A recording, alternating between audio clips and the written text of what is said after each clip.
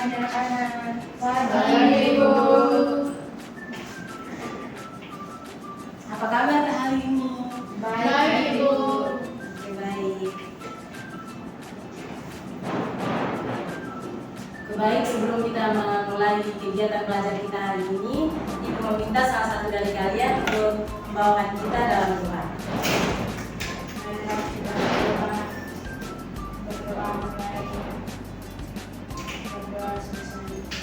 Baik, terima kasih untuk adik yang telah membawa kita dalam doa.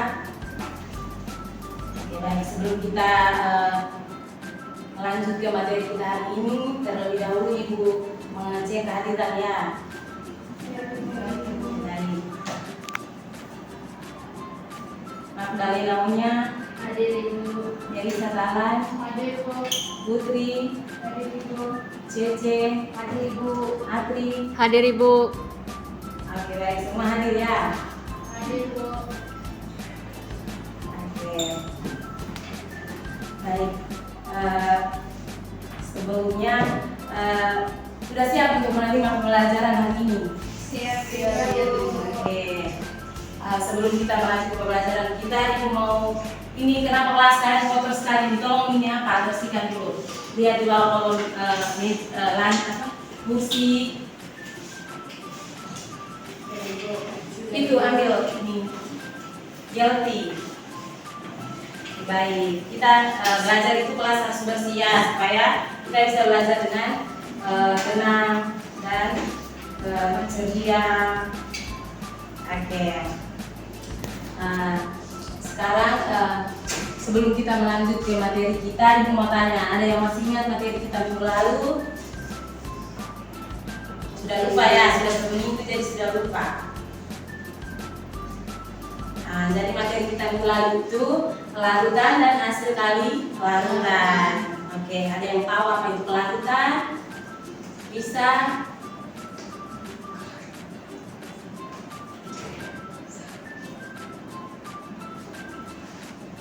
Kelarutan.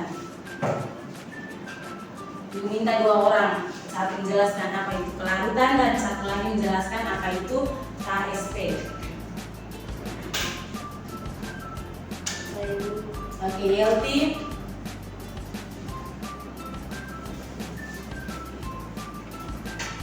Kelarutan adalah kemampuan suatu zat kimia untuk zat terlarut untuk larut dalam suatu pelarut-larutan, dinyatakan dalam jumlah. Ya. Oke, baik, dari sini Ibu melengkapi ya. Terima kasih adik Yelti sudah membantu Ibu untuk menjawab. Di sini Ibu membantu untuk menjelaskan lebih detail. Jadi kelarutan itu banyaknya mol zat terlarut dalam setiap 1 liter air pada suhu 25 derajat Celcius dan tekanan 1 atm untuk membentuk larutan jenuh. Oke, sudah ya, paham ya? Oke, sekarang sudah ada yang tadi apa itu KSP? KSP. Yelti, sudah tahu apa itu KSP?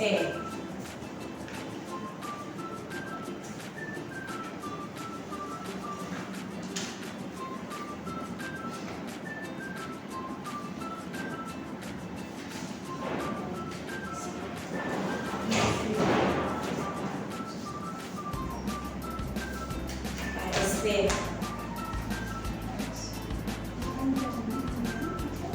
Di sini Ibu yang bantu menjawab ya. KSP itu hasil kali konsentrasi ion-ion elektrolit larutan jenuh dipangkatkan dengan koefisien reaksinya. Oke. Jadi di sini itu kita akan masuk ke materi kita hari ini. Materi pokok kita itu sistem koloid.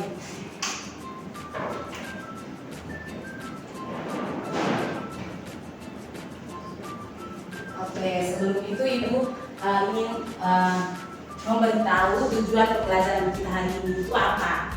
Jadi tujuan pembelajaran kita hari ini itu peserta didik atau kalian dapat menyimpulkan fungsi koloid dan menentukan kegunaannya dalam kehidupan sehari-hari.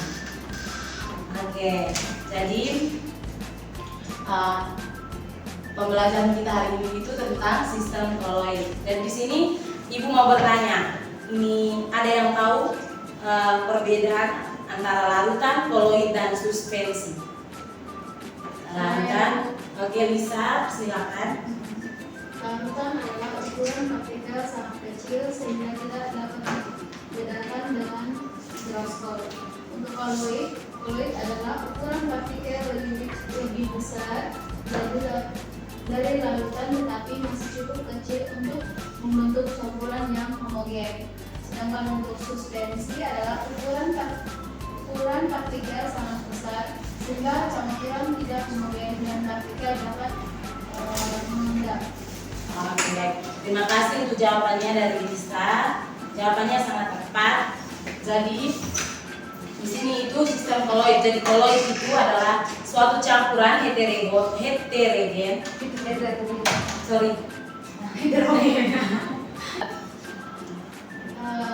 Untuk yang suspensi merupakan ukuran partikel sangat besar sehingga campuran tidak homogen dan partikel dapat mengendap. Oke, baik. Terima kasih untuk jawabannya dari Lisa. Di sini itu jawabannya yang benar. Jadi semua sudah dengar ya jawaban dari Lisa. Jadi koloid itu adalah suatu campuran heterogen. Oke, jadi koloid itu adalah suatu campuran heterogen antara dua zat atau lebih, yang mana partikel-partikel zat yang berukuran koloid atau fase terdispersi dan tersebar merata dalam zat lain atau medium pendispersi. Oke. Jadi di sini itu ada dispensi. Dispensi itu adalah tercampurnya zat secara merata. Jadi ada 3 sistem dispersi. Itu yang pertama itu larutan, koloid, dan suspensi. Seperti yang dijelaskan dari Lisa tadi ya. Semua sudah dengar apa yang dijelaskan dari Lisa tadi? Oke, baik. Sekarang kita masuk pada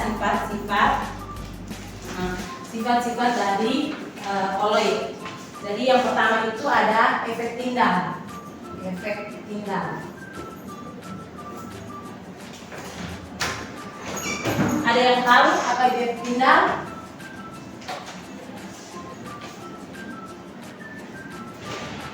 Efek tindal. Oke, dan di sini efek tindal itu sifat penghamburan cahaya.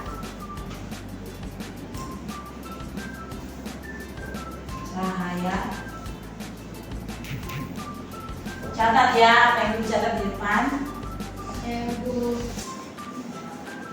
Oleh sistem koloid. Oke, baik. Jadi di sini efek tindal, ada yang bisa coba baca apa yang ditulis. Efek tindal itu apa? Efek tindal adalah sifat penghambatan cahaya oleh sifat koloid. Oke, baik, terima kasih Lisa. Ini ada yang bisa memberikan contoh efek tindal dalam kehidupan sehari-hari. Contoh efek tindal. Contohnya itu apa?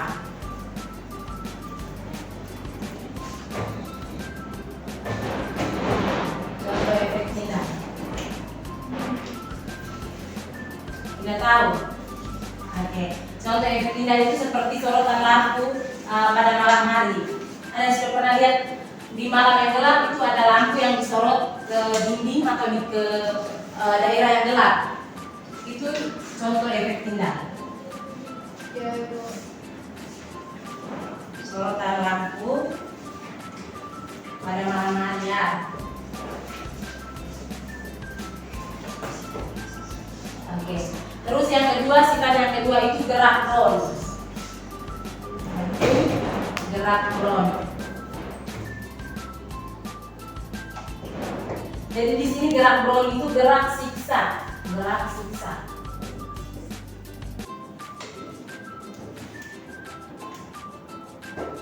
Gerak siksa partikel-partikel koloid. Gerak ini antara partikel koloid dengan partikel medium pendispersi. Jadi yang ketiga itu elektroforesis. Elektroforesis itu suatu proses pengamatan atau pergerakan partikel-partikel dalam medan listrik. Yang ketiga itu elektroforesis. sini ada yang tahu apa ini perbedaan dari fase terdispersi dan medium pendispersi? Yang tahu?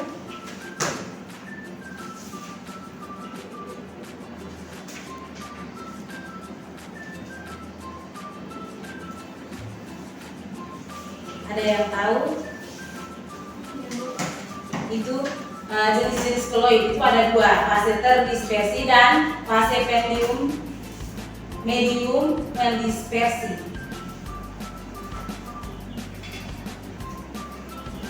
Oke, jadi fase terdispersi adalah saat yang didispersikan dapat berupa padatan, cair, dan gas. Sedangkan fase pendispersi atau medium pendispersi adalah medium yang digunakan untuk mendispersikan berupa padatan, cair, dan gas.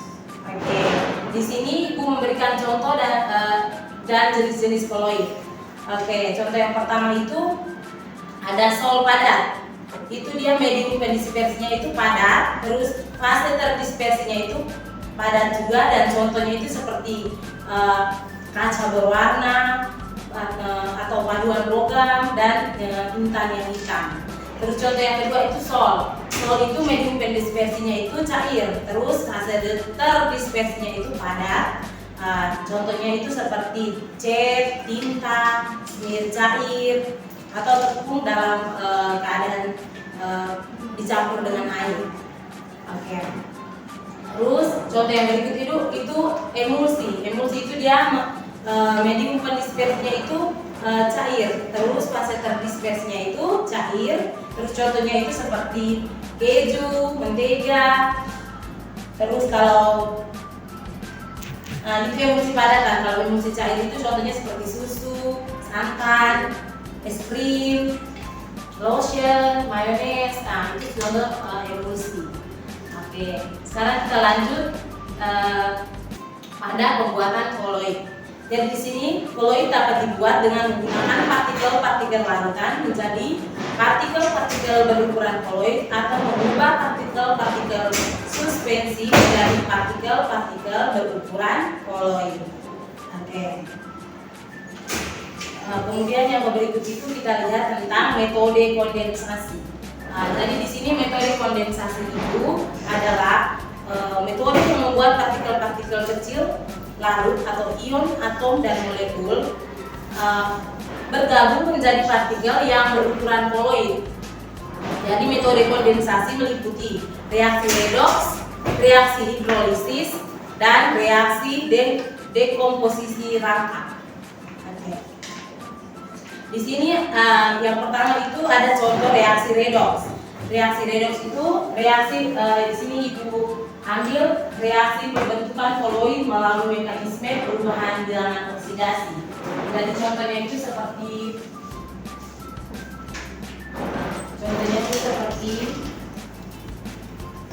pembuatan sol balerang dengan mengalir gas H2S ke dalam larutan SO2. Nah, itu contohnya seperti ini. 2H2S tambah SO2 menghasilkan 3S tambah 2H2O. Oke, ini adalah contoh pembuatan sol balerang dengan mengalir gas H2S ke dalam larutan SO2. Oke, yang kedua Ibu ambil contoh reaksi hidrolisis. Itu reaksi pembentukan koloid dan dengan menggunakan reaksi air. Itu contohnya di sini Ibu ambil pembuatan sol AlO 3 kali dari hidrolisis garam aluminium dalam air mendidih. Nah, contohnya di sini itu AlCl3 tambah 3H2O menghasilkan AlOH 3 kali tambah 3. Di sini yang ketiga itu reaksi dekomposisi rangka. Itu Ibu ambil contoh garam-garam yang sukar larut dapat dibuat menjadi koloid melalui reaksi pembentukan garam. Di sini contohnya itu Ibu ambil sol H2S3 dibuat dengan mengalirkan gas H2S perlahan melalui larutan HS2O3 dingin sampai terbentuk sol HS2S yang berwarna kuning terang. Ada di sini contohnya itu Ibu ambil HS2S3 tambah 3HS2 menghasilkan HS2S3 tambah 3H2.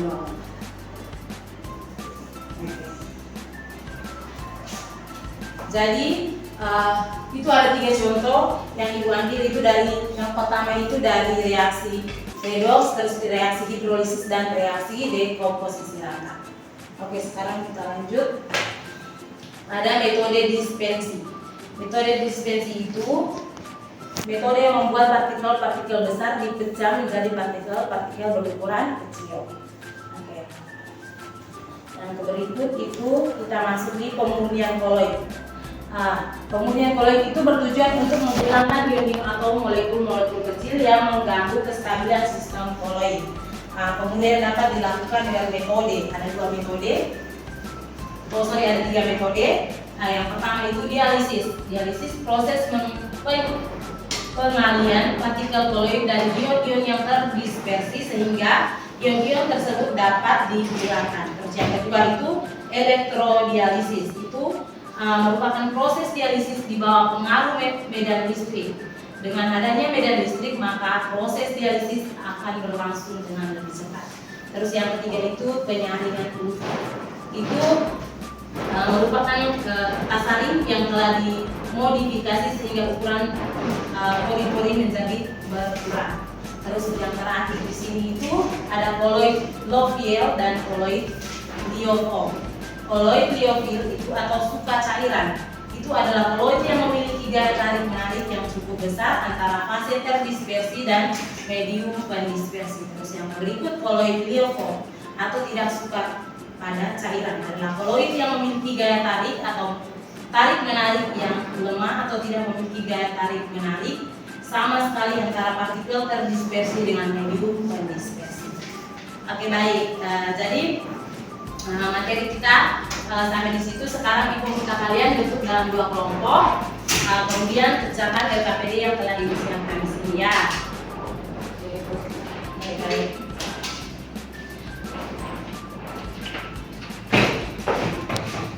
Kelompok 1. Oke, itu soalnya sangat gampang. Itu soalnya yang telah Ibu jelaskan dari tadi dalam materi kita tadi. Jadi yang fokus, kelompok mana yang fokus yang dari tadi Ibu jelaskan, berarti dia bisa menjawab pertanyaan yang telah Ibu berikan di LKPD. Ibu rasa waktunya hanya 5 menit ya, karena terlalu gampang soal yang telah Ibu berikan. Jadi waktunya mulai dari sekarang belajar ya. Oke, harap semua diskusi dalam kelompok supaya semua bisa tahu. Jangan hanya satu orang yang mengerjakan. Waktunya 5 menit karena soal sangat gampang. Soal Ibu ambil dari penjelasan yang telah Ibu berikan dari tadi di papan, terus Ibu jelaskan di kalian. Jadi kalau dia memperhatikan dengan baik apa yang dijelaskan oleh Ibu, berarti bisa menjawabkan pertanyaan yang telah Ibu berikan di LKPD. Oke.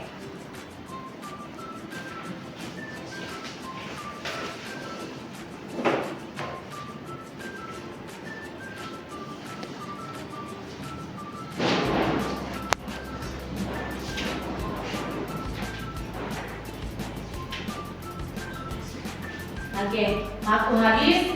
Jadi Ibu meminta kelompok 1 untuk mempresentasikan berdiri di tempat saja ya. Kelompok 1 untuk mempresentasikan jawaban yang telah kalian cari. Oke, Ibu persilakan kelompok 1.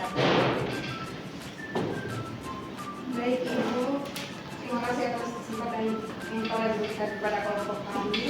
Kami akan menjawab pertanyaan nomor 1, yaitu jelaskan komponen-komponen penyusun koloid beserta contohnya. Jawabannya, yang pertama yaitu fase terdispersi adalah zat yang terbagi menjadi partikel-partikel kecil dan tersebar merata di dalam medium terdispersi. Contohnya untuk padat itu emas dalam sol emas atau partikel belerang dalam sol belerang. Yang cair misalnya minyak dalam mayones atau air dalam susu, dan yang gas itu misalnya uap air dalam kabut atau debu dalam udara. Yang kedua yaitu medium terdispersi adalah zat tempat partikel-partikel terdispersi tersebut tersebar maksudnya. Ya. Contohnya padat misalnya air dalam gel silika atau logam dalam bagian logam. Yang cair misalnya air dalam tinta atau udara dalam.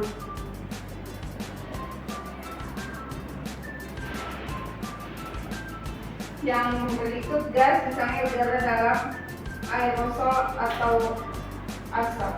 Oke, baik. Terima kasih. Ya, kita berikan applause untuk kelompok 1.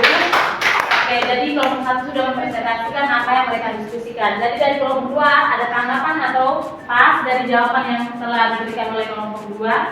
Kelompok 1, maaf. Oke, baik. Jadi semua mengerti ya jawaban dari kelompok 1. Baik, sekarang Ibu berikan kesempatan kepada kelompok 2 untuk mempresentasikan apa yang telah didiskusikan di kelompok. Oke, waktu Ibu persilakan. Baik, terima kasih atas waktu yang diberikan kepada kami. Kami dari kelompok 2 ingin mempresentasikan hasil diskusi kami. Pertanyaannya, jelaskan perbedaan antara larutan, koloid, dan suspensi. Jawab, larutan adalah ukuran partikel sangat kecil sehingga tidak dapat dibedakan dengan mikroskop. Yang kedua, koloid adalah ukuran partikel lebih besar dan lambat, tetapi masih cukup kecil untuk membentuk campuran yang homogen. Sedangkan suspensi adalah ukuran partikel sangat besar sehingga campuran tidak homogen dan partikel dapat mengendap.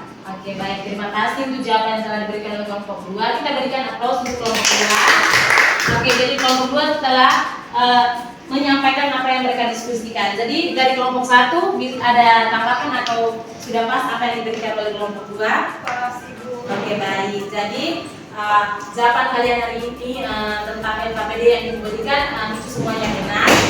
Jadi Ibu bisa simpulkan bahwa dari tadi yang Ibu jelaskan itu kalian semua memperhatikan dengan baik. Terima kasih ya anak-anak. Oke, baik. Jadi sampai di sini dulu materi kita tentang koloid. Ada yang bisa menyimpulkan dari materi yang dijelaskan, terus KPD yang kalian kerjakan, kalian bisa simpulkan apa itu koloid atau materi kita hari ini itu. Siapa yang bisa menyimpulkan? Ibu persilakan. Saya Oke, bisa Ibu persilakan. koloid merupakan sistem yang sangat penting dan memberi peran yang luas dalam berbagai bidang. Untuk memahami sifat-sifat dan karakteristik koloid sangat berguna untuk mengembangkan berbagai produk dan teknologi baru. Oke, baik, terima kasih. Kita berikan tepuk tangan untuk Lisa yang telah menyimpulkan apa yang kita bahas hari ini. Oke, jadi Ibu sedikit menambahkan ya Lisa. Jadi koloid itu merupakan sistem dispersi di mana partikel terdispersinya memiliki ukuran yang sangat kecil, berada di antara larutan dan suspensi. Oke, jadi sekian materi kita hari ini. Kemudian Ibu telah mengirimkan tugas yang harus kalian kerjakan untuk presentasi minggu depan ya. Jadi tugasnya sudah ada di grup. Nanti kalian mengecek dan mengerjakannya. Terus kemudian materi kita minggu depan itu tentang alkali dan alkali tanah. Jadi Ibu harap kalian bisa belajar supaya minggu depan itu pas masuk Ibu bisa menanyakan apa itu alkali dan alkali tanah. Kalian sudah mengerti ya? Oke, baik. Sebelum menutup pembelajaran kita hari ini, Ibu meminta salah satu untuk memimpin kita dalam doa.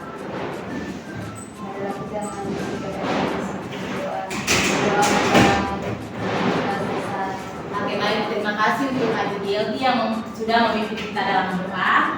Terima kasih banyak. Sekian dulu ya materi. Anjir. Oke anak-anak. sekian Oke baik, sekian pertemuan kita hari ini. Ibu harap kalian bisa mengerjakan tugas yang telah Ibu berikan ya.